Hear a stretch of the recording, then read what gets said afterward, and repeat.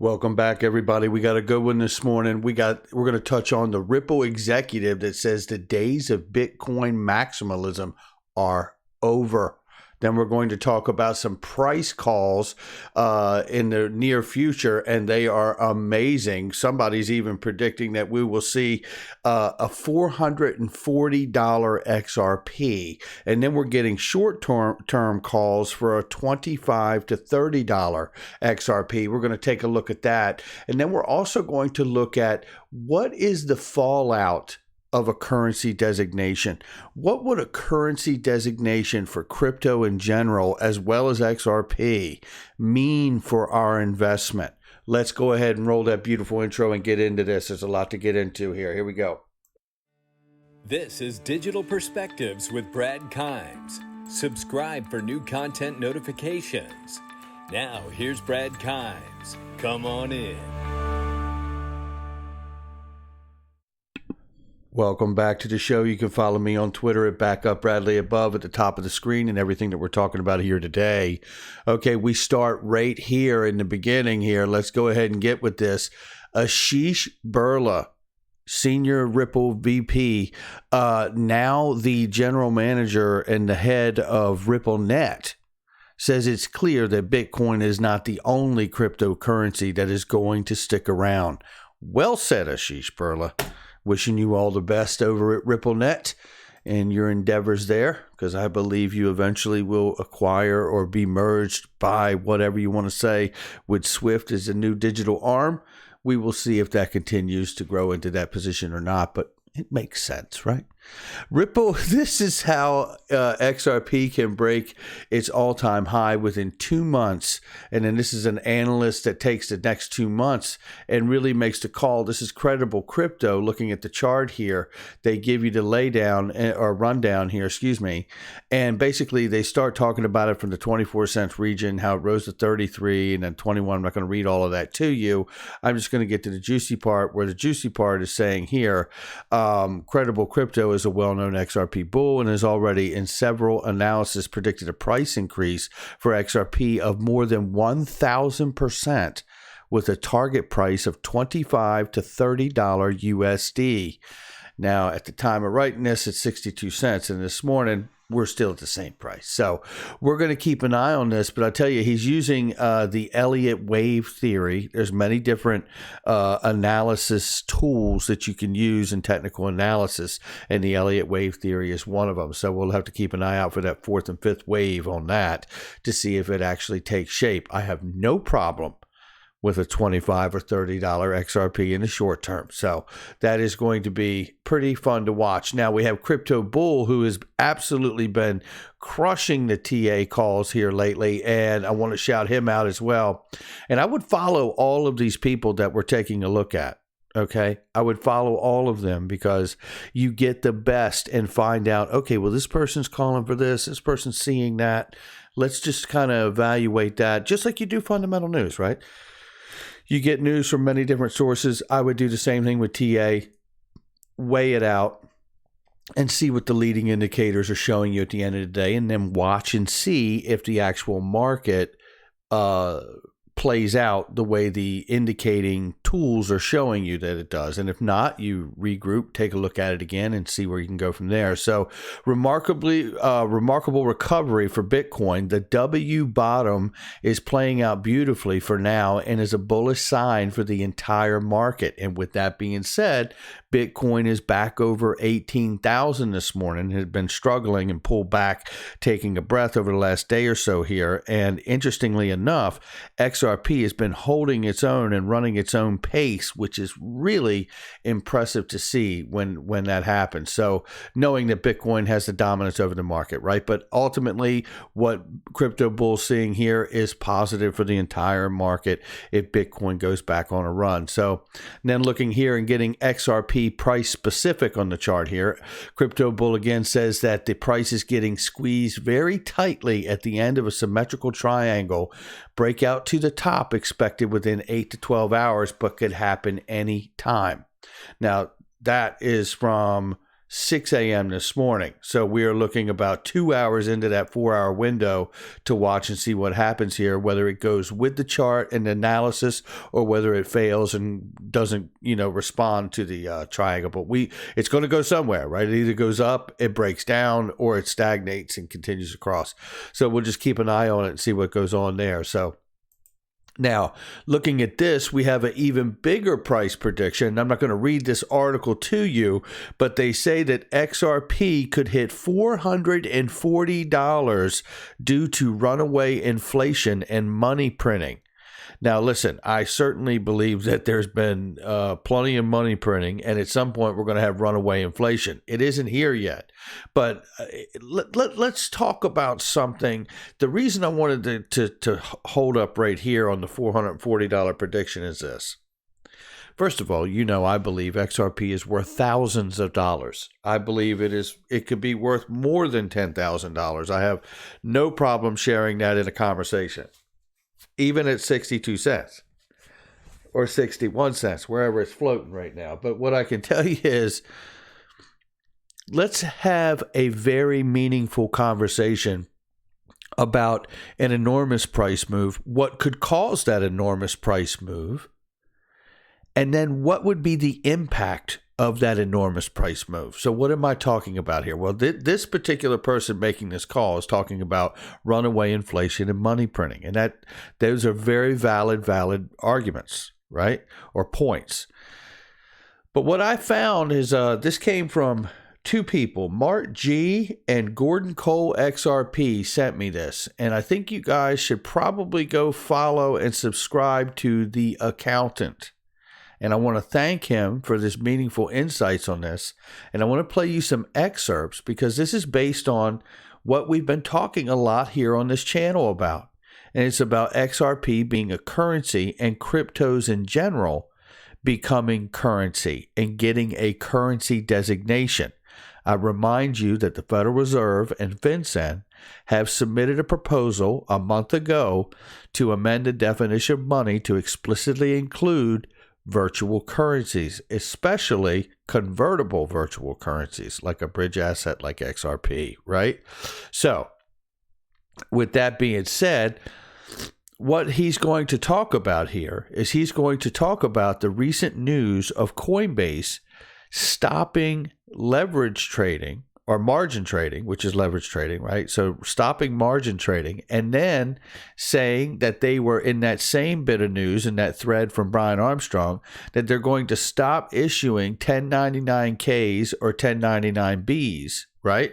Which are really, you get the 1099K based on your gains or losses on your exchanges for your investment because of capital gains.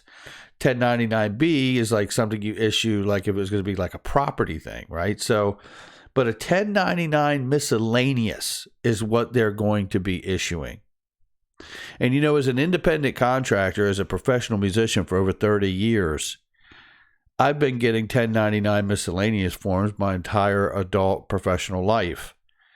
And what's interesting about that is that it's income, ordinary income.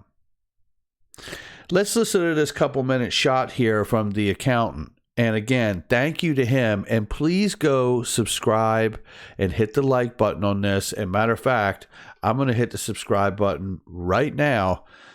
This guy's got some great insight. I may even try to reach out to him and see if he would like to come on the show for a minute because he just has a very good insight on this stuff. And I want you to listen right here what he says about the 1099 miscellaneous and how that leans into signaling that this is not going to be looked at as property very, very soon. And as you know, we have a SEC meeting coming up December 3rd. As you know, we're hitting that 30-day mark on when FinCEN and the Fed proposed to amend the definition of money to include virtual currencies, which changes everything, right? So let's go ahead and listen to what this gentleman says, which is very good, and then we'll pop back in here in a second. So, Coinbase has come out, and per this article, they're basically saying they're going to be moving to a 1099 miscellaneous. Okay, that's great, but this still doesn't solve the issue of the basis for the cryptocurrencies. If the IRS and the Treasury are going to treat these as property, Coinbase really needs to issue a 1099-B. So it'd be very similar to a brokerage statement. And it'd be very similar to... So already you can hear the difference in like, wait a second, this is not lining up. This is signaling that, first of all, Coinbase would not step outside of the framework of what they were supposed to do and all of a sudden thumb their nose at the IRS and every other respective agency out here. Yeah, send 1099Ks and Bs to everybody. No, I'm not doing that. I'm going to do the miscellaneous. Oh, really? You think so? So this is a huge signal that you realize that Coinbase would not be making this shift just on their own call. So keep listening.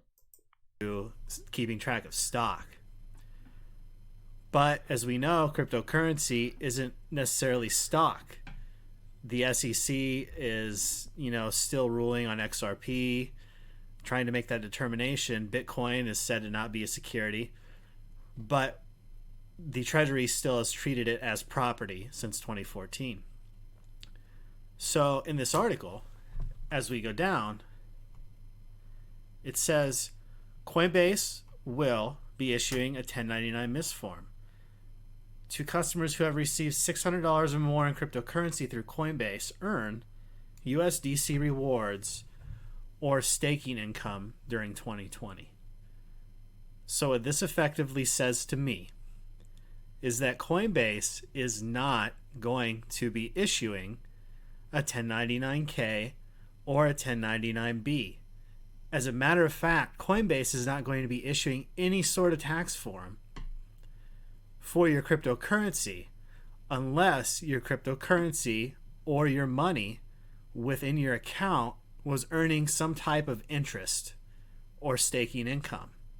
But there's something further going on here, and as we take a look, I think it'll become clear. So we get to this news. This is all in the same week, mind you. Coinbase is suspending all margin trading tomorrow on the 25th of November due to recent regulations by the Commodity Futures Trading Commission. The Commodity Futures Trading Commission is a commission that basically governs forwards and futures contracts. So when I saw this, again, I kind of thought, well, interesting. What is traded on futures and options is also Forex, so foreign exchange currencies. In my mind, it immediately jumped to, I'm pretty confident that the Treasury is going to rule that cryptocurrency is a currency. Now, what that's going to do for all of us long-term holders, or my clients who have holdings, who've held, Bitcoin for multiple years, any of these currencies, Ethereum, XRP, depending on the legislation or the rules that the Treasury or the regulations that Treasury sets out, if they treat the tax treatment and they retroactively backdate this for 2019 or they say it's for 2020, any long-term capital gain, in my opinion, and this is not financial advice, this is not how to do your return because there is no guidance out there for this. It's going to come possibly in the next week, but you won't have long-term capital gain. You're going to have ordinary income when you sell your cryptocurrency. So how did I get to this conclusion? Well, this is my presumption. We don't know until it's going to happen. But foreign currency right now falls into Section 988 of the income tax rules. And basically, it's completed separately and treated as ordinary income or loss. Now, mind you, when you're buying foreign currency anywhere, you're not going to be getting a 1099. The law says basically if you're just purchasing it or exchanging it for use, they're not required to give you a 1099 at these brokerages for Forex. So you take with what I just talked about earlier in this Coinbase article, they're basically saying we're not going to give any basis to the IRS with this code section of the current currency exchange, I mean, I think this is where they're headed.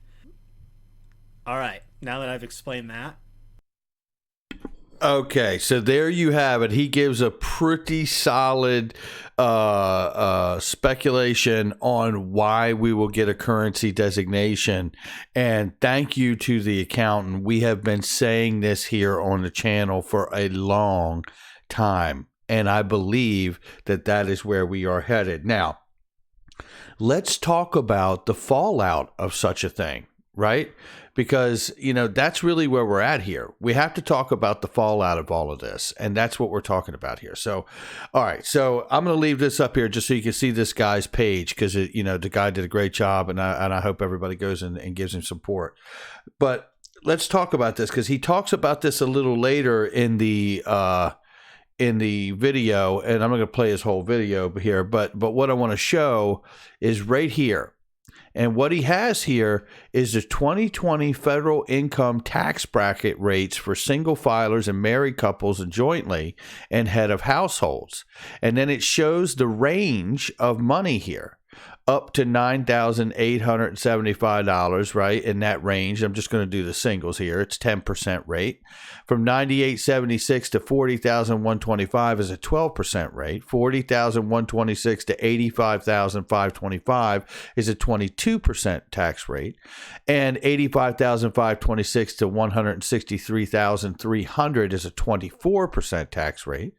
And $163,301 to $207,350 is a 32% tax rate, and $207,351 to $518,400 is a 35% tax rate, and over $518,401 or more is a 37% tax rate, and for married individuals filing jointly returns, it's a $622,051 or more rate. So slight fluctuations and variances for those that are married or filing jointly, right? So what you see here is what we've all been wanting to know. If we get a currency designation, it probably more than likely, and he's speculating, and I am too, and I think that he is correct, that it's going to look something like this. We're not going to get away with not paying capital gains. Yes, you won't pay capital gains, but you will be taxed as ordinary income. So, when you talk about somebody holding, their bags for a long time, as he suggested before, and then let's say you experience $1 million gain, you're going to be paying 37% if you try to cash all of that out as ordinary income. So now this leans into another part of the conversation here. So this really pushes all of us to not take your crypto out unless you need to.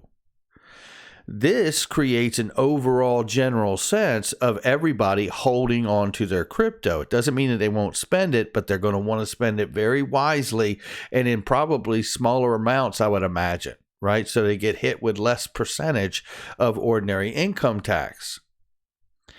So when you look at this, it creates, if we go this way, and things do go this way, then we start to look at the idea of you're really creating everybody to be incentivized to hold on to what they have, right? Which locks up the supply, helps create scarcity, increases demand because more people are going to want it, right?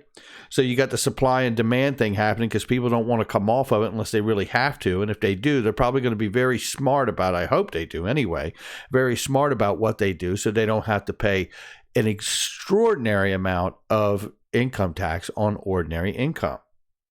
The other side of this equation is collateralized debt positions. If we are in this situation and everything does in fact go this way, we have to ask ourselves, what can we do to offset something like a 37% tax bracket on a $500,000 or more ordinary income claim?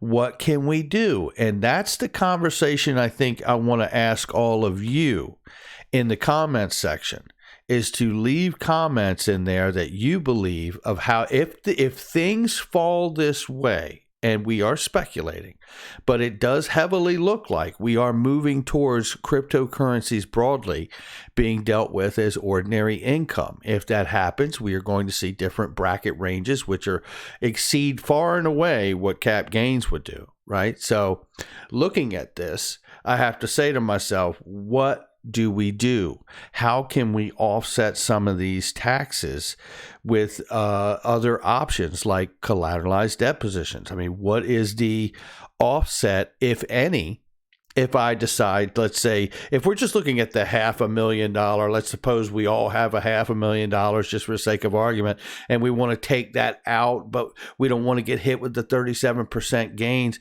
Can we go into a collateralized debt position and borrow against the asset, right? And then not have to deal with the 37% gains? I don't know all the ins and outs of that. It sounds like a really, really great conversation and a reason to have Clinton Donnelly back on the show. And I think we're going to. Ultimately, it also pushes us towards another narrative, because the idea is really not that we move from crypto to fiat, but I think the idea also is that we stay in crypto once you're in crypto. So that's another indicator of where we're going to, because the idea is not to go into crypto and then cash out to fiat. The idea is to go into crypto and then never come out again. And I think that's the other side of this as well. So these are just some of the things that we're talking about here. I want to thank this gentleman, the accountant. Please, again, go like and subscribe. It's really, really great insight. And watch this whole video from this guy, because he really, really lays it down in a much deeper way than I ever could. And I really do congratulate him and thank him for his insight. And make sure, guys, you hit the like and subscribe. Leave a comment below. And if you have anything that you can contribute to this on what possible methods we could start looking at if this does happen, let's all get prepared. Let's get this conversation rolling. And on top of it, make sure you check out, because speaking of Clinton Donnelly, there are some killer Black Friday specials, guys. 3 months free from Clinton Donnelly if you sign up now before Black Friday. And then we have also, if you sign up now before the end of the month, And then we have a Black Friday special, 88% off on Pure VPN. There's so many scammers out here. Help protect yourself. You know, one of the layers of protection for security I use is to hide my anonymity online. Pure VPN is really great for that. I love it. And then there's a 40% off sale on Ledger Nanos right now too. So make sure you check that out. And by the way, today is Sunday. So guess what's going on tomorrow, ladies and gentlemen? It is a huge special for Unstoppable Domains. That's right. I think it's a buy one, get one free. Are you kidding me? They were already really affordable. So make sure you check out the .crypto. Get the one that you need, or the ones you've been thinking about. You better get them tomorrow, because it's a one-day sale tomorrow on Unstoppable Domains. Make sure you check it out. I'll catch all of you on the next one.